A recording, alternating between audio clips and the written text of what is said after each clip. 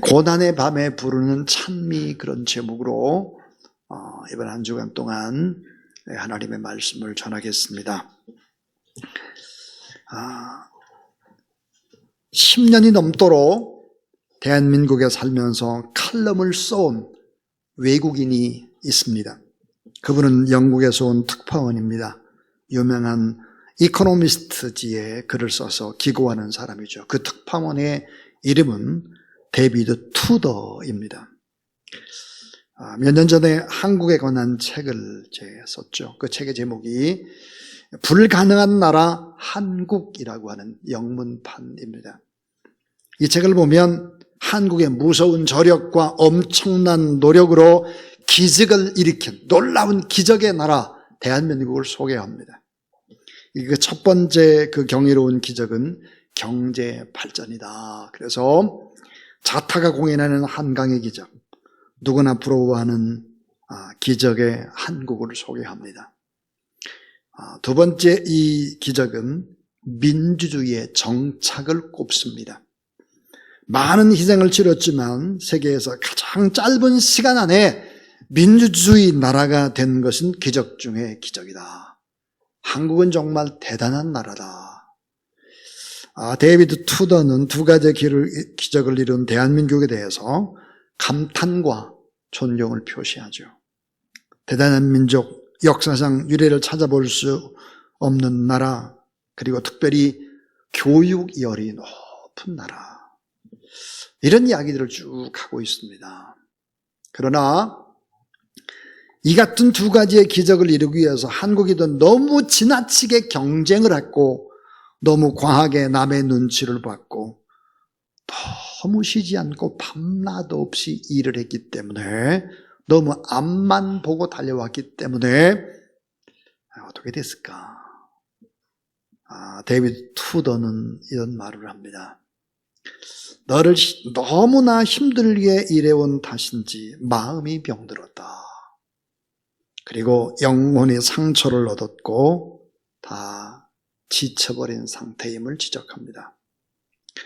특별히 마음이 병들었다, 열등감을 가지고 있는 것입니다. 참 좋은 것이 많은데 그 좋은 것을 보지 못하는 것이죠. 그러면서 이런 이야기를 이어갑니다. 한국은 이제 두 가지 기적, 경제발전과 민주정치의 그런 정착, 이것을 뛰어넘는 세 번째 기적이 필요한 나라다 그랬습니다. 세 번째 기적이 뭘까? 우리는 세 번째 기적을 생각하기 전에 잠시 지금 우리의 상황을 냉철하게 분석을 해보고 세 번째 기적이 일어나야 된 이유를 찾아봐야 할 것 같습니다. 자, 이 세 번째 기적을 우리가 얘기하기 전에 우리는 지금 참 어려운 상황 속에 놓여 있습니다. 그 하나가 뭘까요? 양극화의 문제입니다. 점점 너무 양극화되는 것이죠. 중산층은 줄어들었고 빈곤층은 늘어났습니다. 대기업과 중소기업 상생과 동반 성장이 되지 않고 있죠. 또 빈부의 격차가 점점 심해지고 특별히 앞날을 참 어렵게 만드는 요인, 핵심이 있다면 그것은 저출산, 고령화, 미래를 암담하게 만들고 있습니다. 부동산 문제 말할 것 없고 미중무역의 갈등으로 인해서 한국 경제의 앞날이 예측 불허입니다. 그리고 수준 미달의 정치 지도자들이 쏟아내는 언어들은 정말 국민들에게 걱정을 과중시키고 있죠. 저분들이 정말 나라와 민족을 제대로 이끌어갈 수 있겠나 다 걱정하고 있죠. 코로나19로 인한 소상공인들과 더욱더 인간 소외와 또 소통의 부재에 빠져드는 그런 그룹들이 생겨났죠. 자, 다음 세대가 점점점 희망을 잃고 있습니다. 우리 아들과 딸들이 서로서로 신뢰를 하지 못하므로 낮은 신뢰의 수준은 엄청난 간접 비용을 유발시킵니다. 여러분, 우리가 서로 믿지 못하잖아요. 의심하잖아요. 그렇기 때문에 들어가는 간접 비용 점점점 들어가죠. 그뿐 아니라 영적으로, 도덕적으로, 정신적으로 위기 중에 위기입니다. 영적인 깊은 밤을 만났죠. 코로나19라는 밤을 만나서 사탄이 제철을 만난 듯 교회를 마구 흔들고 있습니다. 코로나19 때문에 예전에 가졌던 신앙이 뚝뚝뚝 떨어지고 온라인으로 적당히 예배드리는 이런 사람들의 수가 늘어났습니다. 목숨을 걸고 하나님 앞에 아름답게 헌신하겠다라고 하는 사람의 수는 점점점 줄어들고 있죠. 대한민국의 교회들은 빛과 소금으로 자정 능력을 회복해야 되는데요. 참 절망의 밤을 맞고 있습니다. 자, 데이비드 투더가 한국의 기적, 첫 번째 경제발전이고 두 번째는 민주주의의 정착의 기적이다 그랬습니다. 세 번째는 뭘까요? 행복이라는 거예요. 행복 가운데에도 자족 그랬습니다. 여러분 행복하십니까? 참 자족합니까? 미래가 잘 될 것이라는 희망을 가지고 있습니까? 어떻습니까? 우리는 지금 어두운 밤, 광풍의 밤, 절망의 밤을 만났습니다. 어떻게 이 고난의 밤을 극복할 수 있겠나? 그래서 주님 안에서 행복하고 자족하고 밝은 미래를 다음 세대에 넘겨주는 그런 희망찬 그런 축복의 삶을 살아갈 수 있겠나 하는 것입니다. 저는 이런 해답을 욥기에서 찾아보았습니다.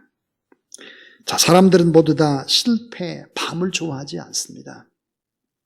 오늘 성경에 보니까 욥이 인생의 깊은 밤을 만났죠. 그런데 이 욥은 어떤 사람이냐? 동방의 최고의 부자입니다. 부자뿐만 아니라 인품이 너무 좋아요.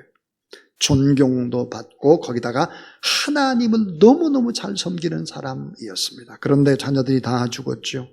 건강을 다 잃어버렸습니다. 재산 완전히 날렸습니다.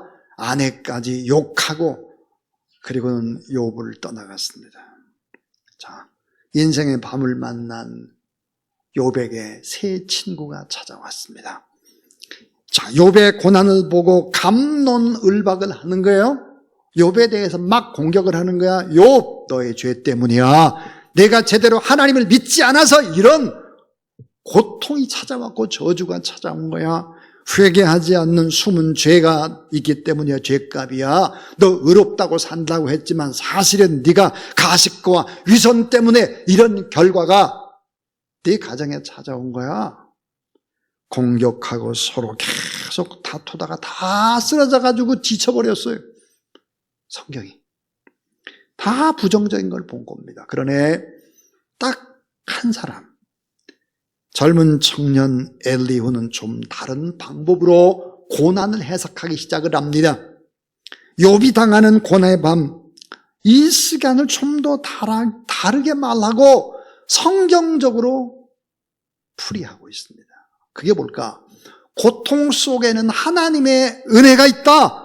고난의 밤을 꼭 부정적으로 보지를 말아라. 하나님의 은혜, 이 고난의 밤에 하나님을 더 깊이 만날 수 있다. 그럼 인생이 달라질 수 있다. 고난의 밤을 돌파하라.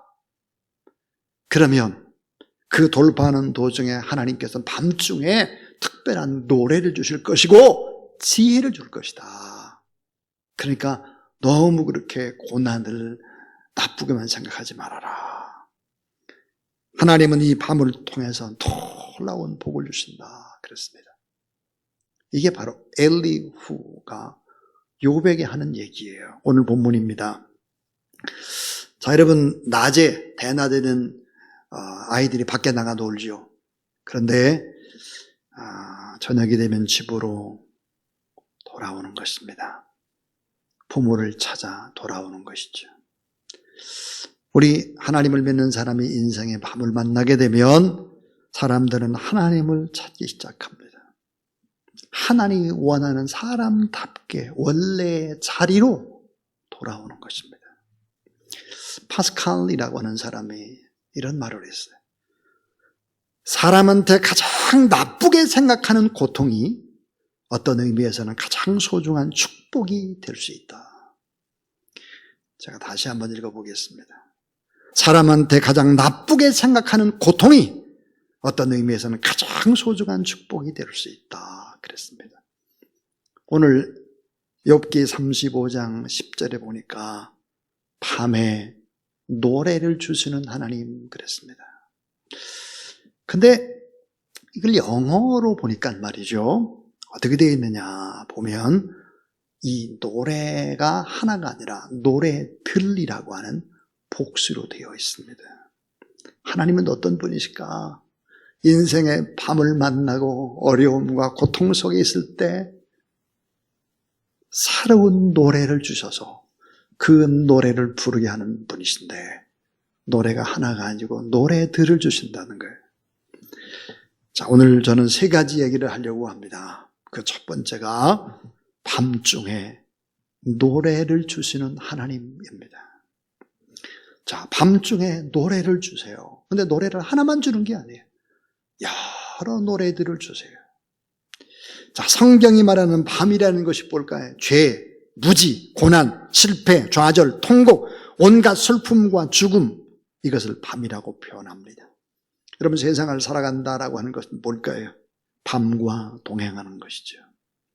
그런데 우리가 오늘 이 아침에 생각해 볼 수 있는 것은 밤중에 하나님이 주시는 노래의 특징이 뭘까 하는 것입니다. 여러분, 이 고난의 한밤중에 부르게 하는 찬미, 이 노래는 참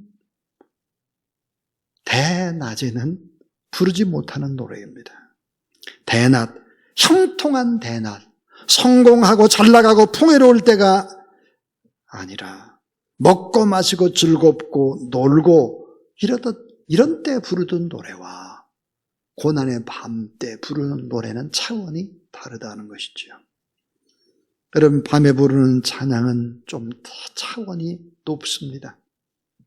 어떤 찬양일까요? 하나님만이 저의 소망입니다.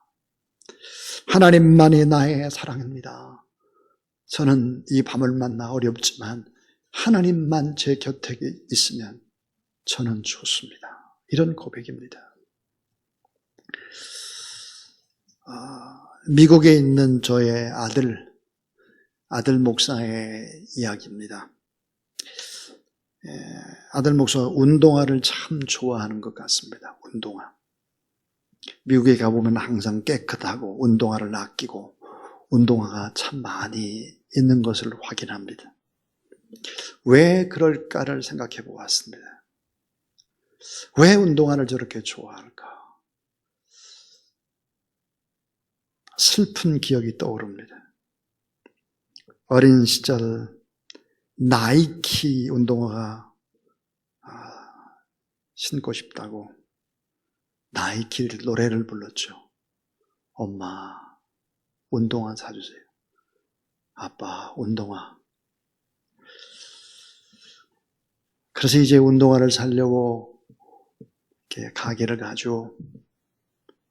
그럼 그걸 봐요. 운동화 가격표를 보는 거예요. 그리고 그냥 가요. 가요, 엄마. 가요, 아빠. 그냥 못 사고 돌아옵니다.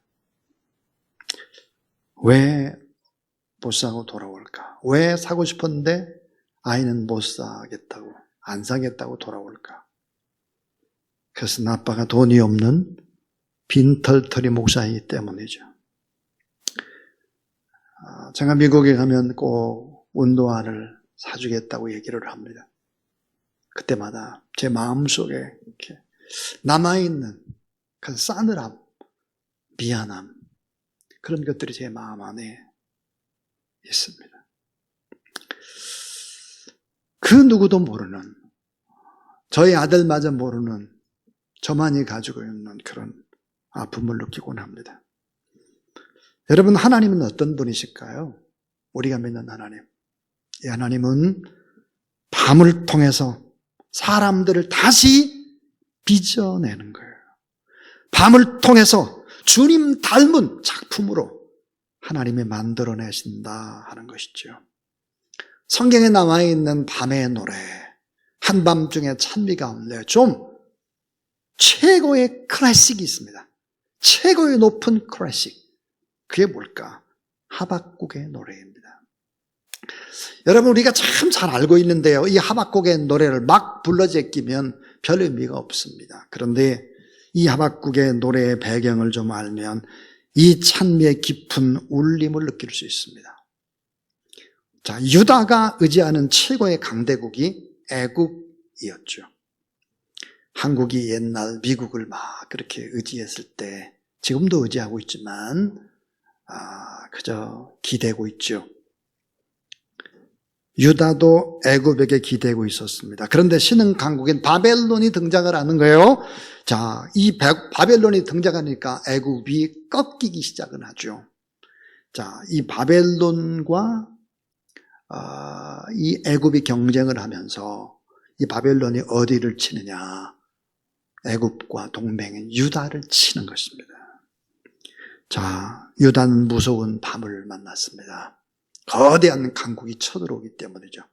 성경은 그때의 모습을 이렇게 기록을 합니다.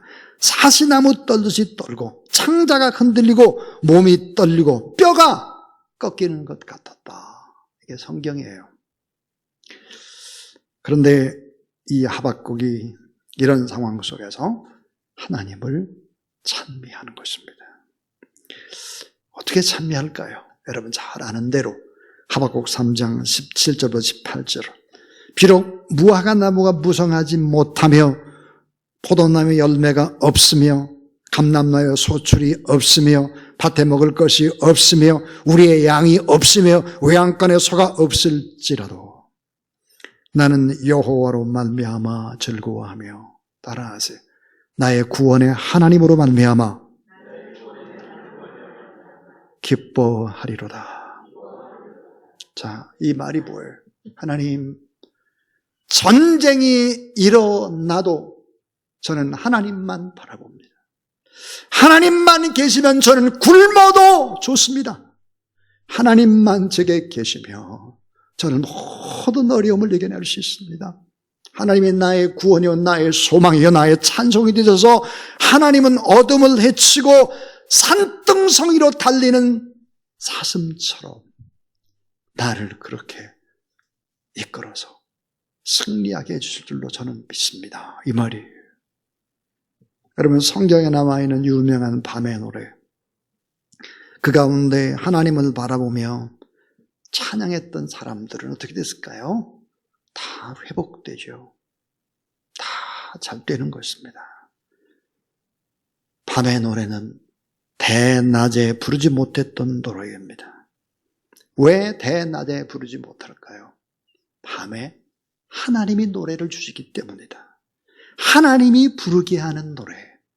여러분, 하나님이 놀랍게 은혜를 베푸셨던 그 노래이기 때문이죠. 하나님 아버지는 밤을 지나가게 해주시고 대낮을 다시 주시고 아침을 주시는 나의 아버지다. 그랬습니다. 그래서 오늘 이 본문의 말씀은 우리에게 밤중에 노래를 주시는 하나님이시다. 두 번째입니다. 이 두 번째가 참 중요한데, 자, 밤중에 노래만 주는 것이 아니라 지혜를 가르쳐 주시는 하나님이다. 지혜를 가르쳐 줘요. 여러분, 인간은 너무 어리석습니다. 솔로몬을 생각해 보세요. 시작이 너무 좋았습니다. 얼마나 좋은 아버지를 만났는지 참 엄청난 축복을 받았죠. 거기다가 또 일천번제를 드리기 시작했으니까요. 처음에는 아주 승승장구하는 것 같았습니다. 그러나 내리막을 걷기 시작하죠. 최고의 어리석은 마무리를 했던 사람. 여인이 아내가 1000명이었으니까요. 참 인생이 다 망가질 대로 망가진 것입니다. 이것이 인간입니다. 여러분, 병들고 나서야 비로소 깨닫는 것이 인간. 실업자가 되고 나서야 비로소 알게 되고, 남편을 떠나보내야, 아내를 떠내보내고 나서야 귀한 것을 알고, 실패자가 되고 나서야 하고 후회하고, 누리고 풍족히 소유를 가지고 있을 때 잘 모르는 것이죠. 그래서 결국은 어때요? 밤을 맞을 때 사람이 지혜롭게 된다는 걸, 밤을 맞을 때 비로소 깨닫는다는 걸, 뭐가 중요하구나 이걸 안다는 걸. 시편 39편은 누가 썼느냐? 다윗이 썼습니다. 언제 썼을까? 병 들었을 때. 무슨 병이야? 중병이에요. 병도 죽을 병입니다. 이 병에 걸렸을 때 쓴 시입니다. 자, 깊은 병에 들고 죽음의 위기 때 부른 밤의 찬미. 어떤 찬미일까? 시편 39편 4절부터 7절까지 제가 보겠습니다. 여호와여, 나의 종말과 연한에 언제까지인지 알게 하사 내가 나의 연약함을 알게 하소서. 주께서 나의 날을 한 뼘 길이만큼 되게 하심에 나의 일생이 주 앞엔 없는 것 같사오니 사람은 그가 든든히 서 있는 때에도 진실로 모두가 허사뿐이니이다. 셀라. 진실로 각 사람은 그림자같이 다니고 헛된 일로 소란하는 재물을 쌓으나 누가 거두는지 알지 못한나이다. 여러분 따라하세요. 주여, 이제 내가 무엇을 바라리요? 나의 소망은 주께 있나이다. 하나님 아버지, 내가 더 무엇을 바라겠습니까? 다 쓸데없는 부질없는 것들이고 소망을 저는 주님 앞에만 두겠습니다. 여러분, 다윗이 병들고 죽게 됐을 때 깨달았던 것이 뭘까요? 너무 내가 약하구나. 내가 너무 아무것도 아니었구나. 인생은 참 짧고 더덥구나. 성공도 자랑할 것이 없고 물질도 별게 아니고 재산도 내 것이 아니었구나. 오직 소망은 주님께 있구나. 이것을 깨닫는 거예요. 언제? 밤에. 여러분, 밤이 다 나쁜 것이 아닙니다. 질병의 밤, 또 물질적인 실패의 밤, 이 밤이 나쁜 것이 아니에요.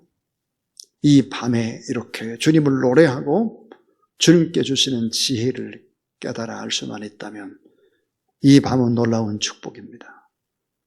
교회도 마찬가지, 영적인 부분도 마찬가지죠. 자, 이제 마지막 세 번째 이야기입니다. 자, 밤을 만나서 하나님을 찾을 때 하나님이 주시는 축복이 있습니다. 그게 뭘까요? 비전입니다. 비전. 결국은 비전을 받게 되고 결국은 이 비전 따라 살기 시작을 하죠. 기적을 일으키게 되는 것입니다. 자, 다윗이라는 위대한 인물은 아둘람의 토굴 속에 갇혔습니다. 죄수의 몸으로 절망의 밤을 맞은 것이죠. 밖에는 지금 다윗을 죽이려는 특공대들이 있죠. 토굴 속에 누구와 같이 있을까? 인생에 실패한 사람들입니다. 비류라고 성경은 표시하죠. 비류. 그 비류들이 꾸역꾸역 모여들어서 400명쯤 모여들었습니다. 토굴 속에 다 실패한 사람들. 지금 삶의 자리가 토굴입니다. 어두운 절망의 밤입니다. 나라의 역사도 칠흑 같은 밤이죠. 그때 하나님 앞에 기도하면서 어떤 찬양을 하나님 앞에 드릴까? 시편 57편 7절부터 9절을 읽어보겠습니다. 하나님이여, 내 마음이 확정되고 내 마음이 확정되었사오니 내가 노래하고 내가 찬송하리다. 내 영광을 깰지어다. 비파야 수구마 깰지어다. 내가 새벽을 깨우리로다. 주여, 내가 만민 중에서 주께 감사하오며 문 나라 중에서 주를 찬송하리다. 죽게 된 토굴 속에서 하나님 앞에 감사하면서 찬송을 하는 것입니다. 그리고는 새벽을 깨우겠다. 지금은 어둠이지만 새벽을 깨우겠다. 역사의 칠흑 같은 밤, 내 영광아 깰지어다. 비파야 수구마 깰지어다. 내가 새벽을 깨우리로다. 사도행전 16장에 보면 또 밤을 맞이한 사람이 있습니다. 사도 바울과 실라입니다. 빌립보에서 복음을 전가하다 두들겨 맞았습니다. 그리고는 빌립보 감옥에 갇혔죠. 쇠고랑을 찼습니다. 여러분 주의 일을 하다가 두들겨 맞고 감옥에 갇혔어요. 앞날이 어찌 될지 몰라요. 밤입니다. 근데 놀랍게도 사도행전 16장 25절을 보니까 한밤중에 바울과 실라가 기도하고 하나님을 찬송하며, 자, 따라하세요. 제수들이 듣더라. 자, 여러분 한밤중에 바울과 실라가 하나님을 찬양합니다. 그리고 하나님 앞에 간절히 기도하는 것입니다. 여러분 그때 찬양이 무슨 찬양이었을까요? 하나님 저 몸 좀 건강하게 해주세요. 우리 아들 딸 잘 되게 해주세요. 사업 잘 되게 해주세요. 이런 기도가 아니었을 것입니다. 그런 찬양도 아니었을 것입니다. 이 하나님을 찬송하는 것을 제수들이 다 들었죠. 기적이 일어났습니다. 그 제수들이 세례를 받는 것이죠. 그리고는 교회가 탄생했습니다. 이 교회는 어떤 교회였을까? 유럽의 최초의 교회입니다. 여러분, 유럽의 복음화를 위해서 꼭 필요한 모교회, 어머니 교회 같은 빌립보 교회는 이렇게 세워지게 된 것입니다. 사랑하는 여러분, 아둘람의 토굴 속에서 불렀던 기도와 찬양,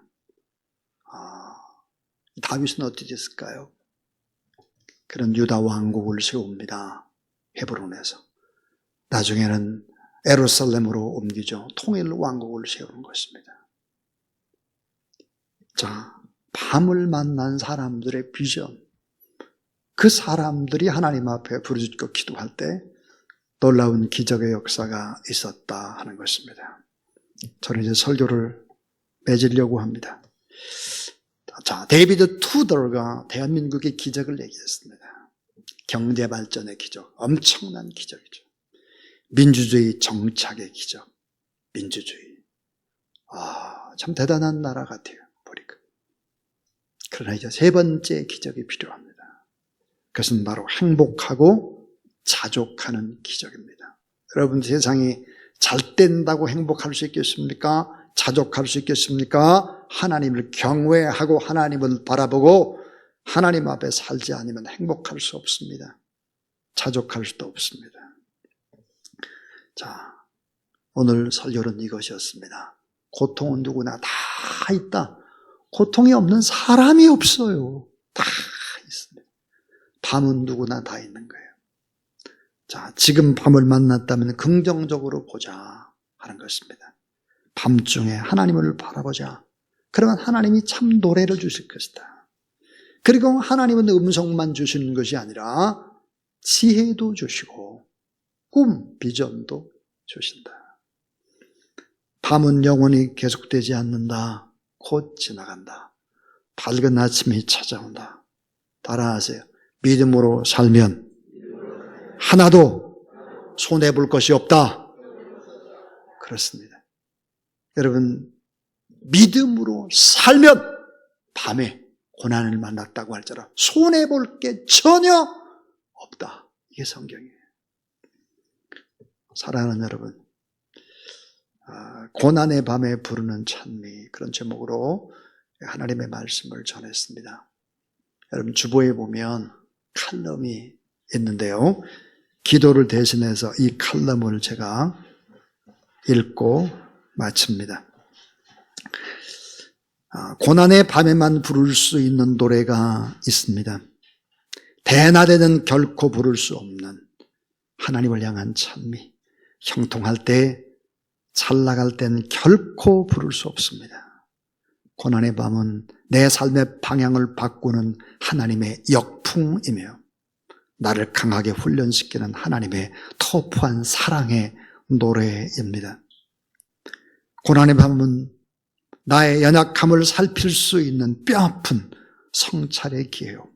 겸손과 낮아짐의 기름 부음이 넘치는 시간이며 연약한 나를 자랑하는 은혜의 때입니다. 고난의 밤은 내 삶을 온전케 만드시는 하나님의 지혜를 배우는 시간이요, 인내를 완성하시는 하나님의 자상한 손길을 만나는 축복입니다. 고난의 밤은 정직이라는 값진 교훈을 체득하고 고난의 경험을 통해서 다른 이를 위로하는 따뜻한 위로와 눈물을 만드는 시간입니다.